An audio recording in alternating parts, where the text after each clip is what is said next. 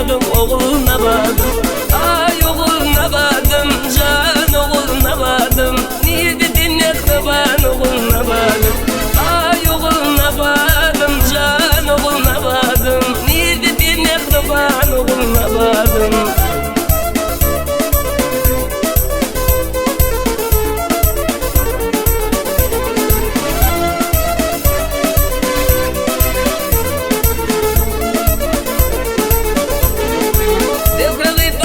Yanıma gelip de başımı kaldırman canım aldı. Gödellik dünyada bir yılık oldu. En gövgür karşıdın oğluna vardım. Gödellik dünyada bir yılık oldu. En gövgür karşıdın oğluna vardım. Ay oğluna vardım, can oğluna vardım. Niye dedin yakta ben oğluna vardım. Ay oğluna vardım, can oğluna vardım. Niye dedin yakta ben oğluna vardım.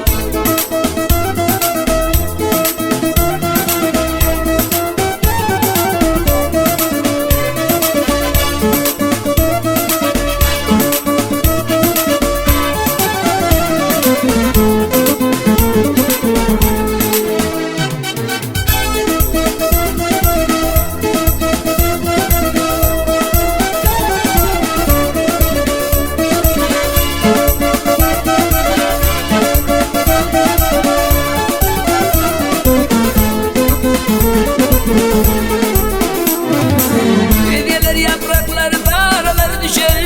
Dilbiller terk eder bağından uçar. Oğlan aylar yaşlık bizden geçer. Gödellik mıyıkmandır oğluna vardım. Oğlan aylar yaşlık bizden geçer. Gödellik mıyıkmandır oğluna vardım.